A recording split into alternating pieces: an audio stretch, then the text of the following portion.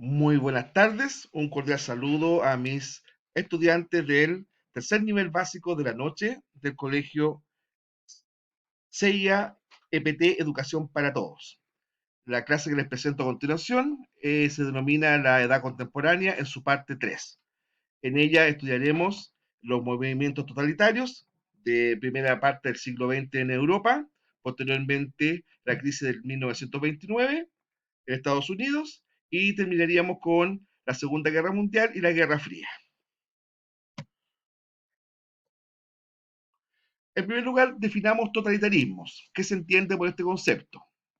Dice, es el término por el que se conoce a las ideologías, los movimientos y los regímenes políticos, donde la libertad está seriamente restringida y el Estado ejerce todo el poder sin divisiones ni restricciones.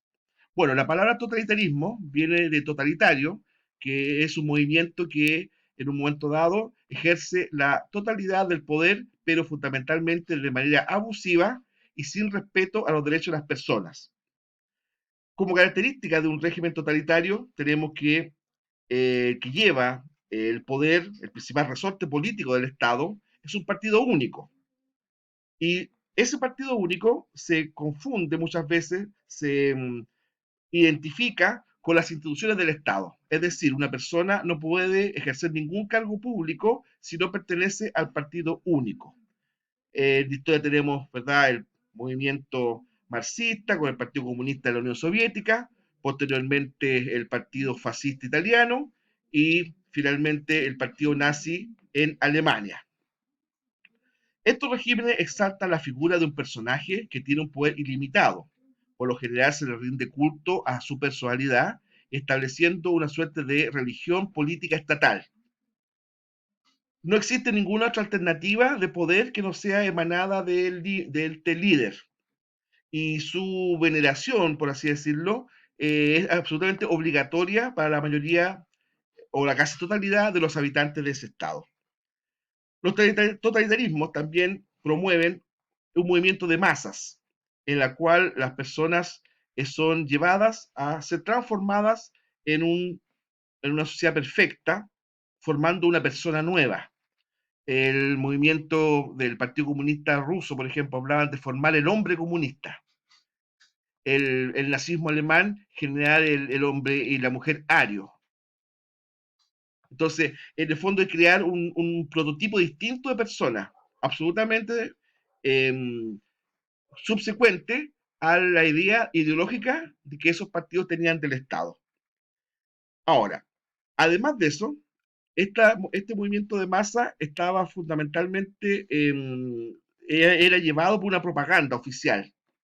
Los medios de comunicación que ese tiempo se limitaban a los diarios, a la radio y a los afiches, forma gráfica, hacían exaltación de los valores oficiales.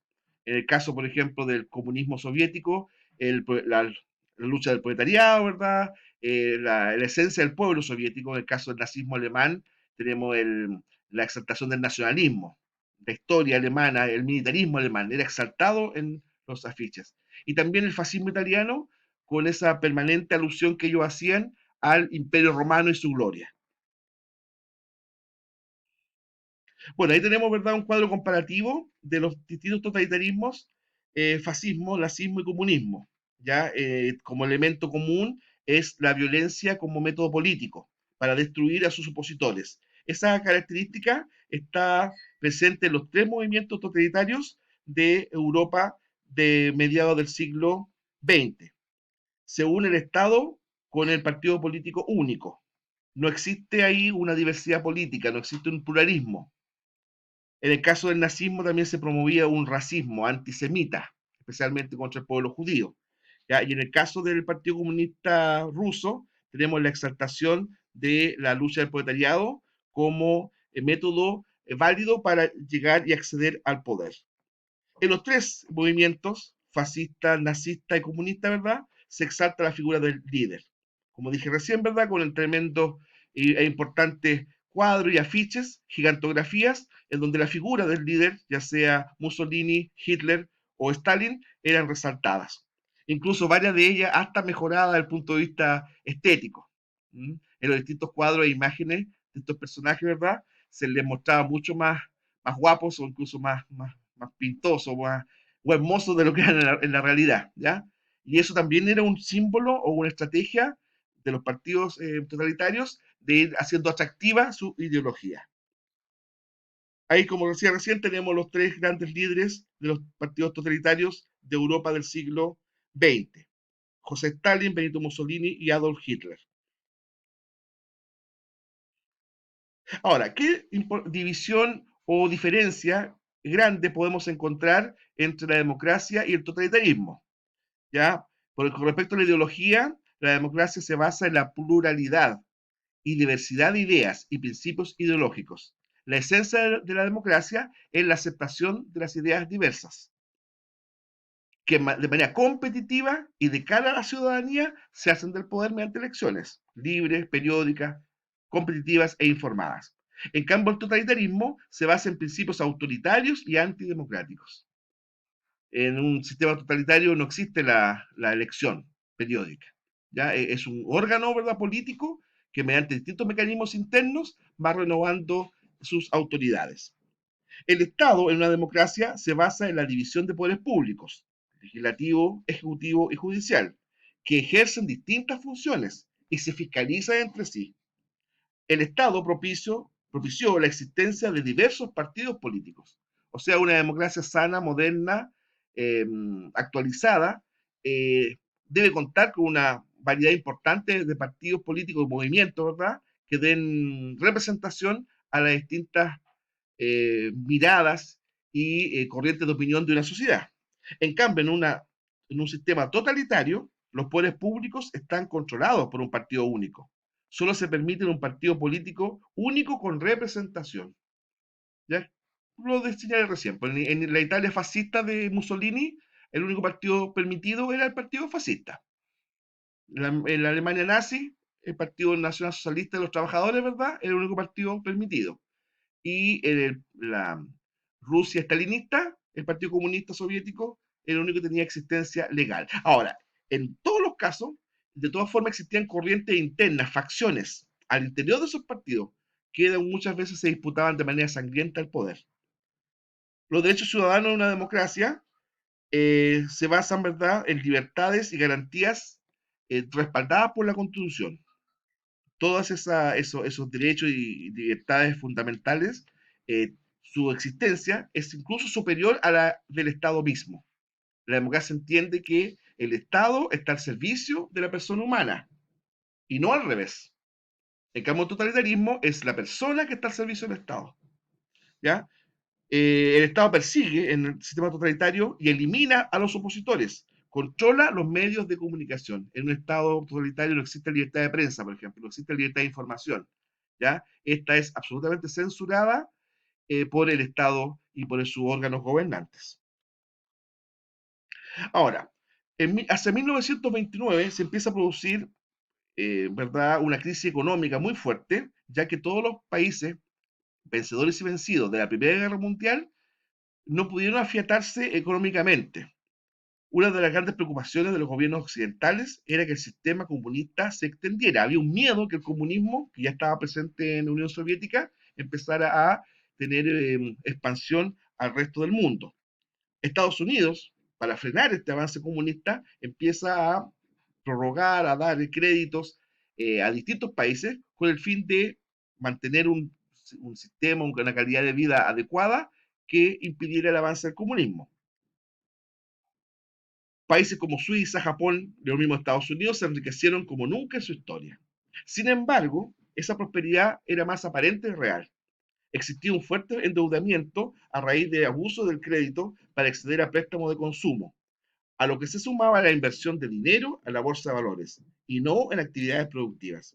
¿Ya? O sea, ¿qué queremos decir con esto? Que en ese tiempo el fuerte de la economía era más bien la especulación financiera que la producción de bienes y servicios de manera concreta, lo cual a la larga, ¿verdad?, empezó a generar una situación artificial de bienestar. O sea, había dinero, pero después empezaron a faltar los bienes que respaldaran ese dinero.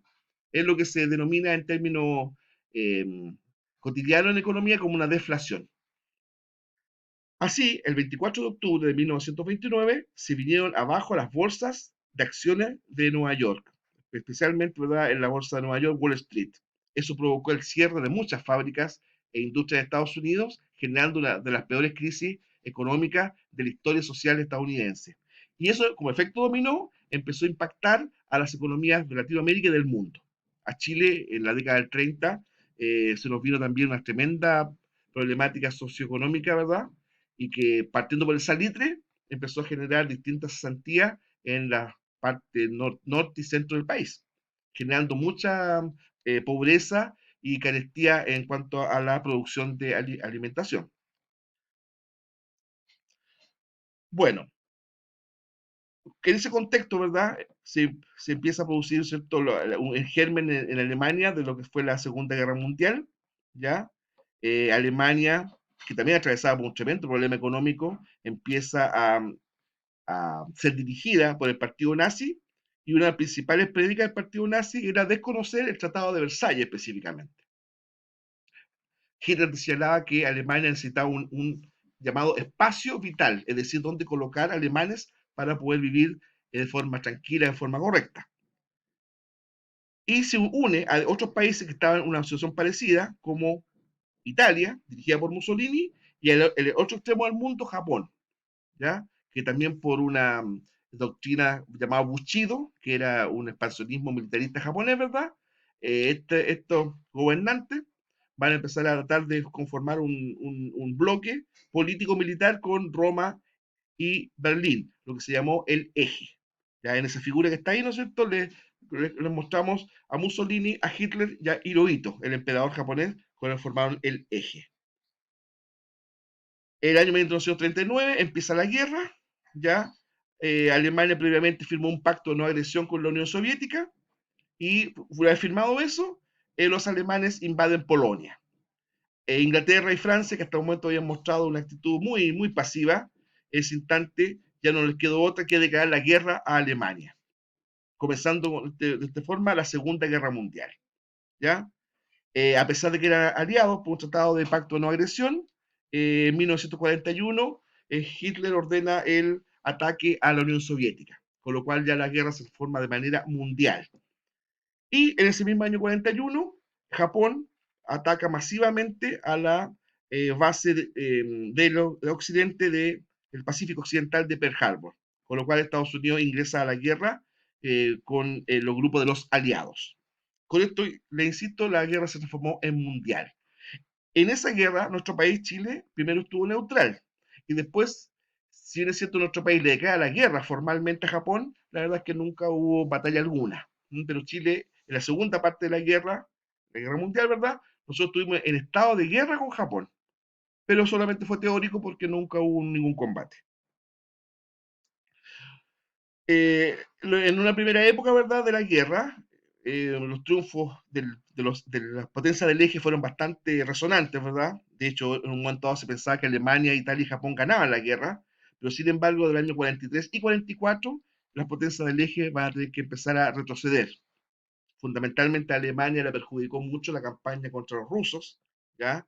Eh, Fue un despropósito atacar a la Unión Soviética por lo enorme ese territorio, por el llamado invierno ruso que pulverizó a la Wehrmacht, el ejército alemán, ¿verdad? Y también, a pesar del heroísmo y potencia militar de Japón, a la larga pelear contra Estados Unidos era una lucha muy desigual, ¿ya? Alemania se rinde el 7 y 8 de mayo del año 1945, Hitler se suicida en su búnker, ¿ya? Y Japón, si bien es cierto, resiste varios meses más, pero el 6 y 8 de agosto de 1945, tras la guerra, la bomba atómica, ¿verdad? Japón es obligado a rendirse. Posteriormente, el mundo nunca será el mismo después de la Segunda Guerra Mundial, ya que Estados Unidos y la Unión Soviética se consolidan como grandes potencias mundiales. Se estableció también la ONU, ¿verdad?, como un órgano rector internacional que intentó, aunque no lo consiguió, prevenir futuras guerras mundiales. Murieron más, escuchen este dato, 60 millones de personas en la Segunda Guerra Mundial, considerando los campos de concentración y los frentes de batalla. Gusto en saludarle, mi nombre es César Calderón, que estén bien.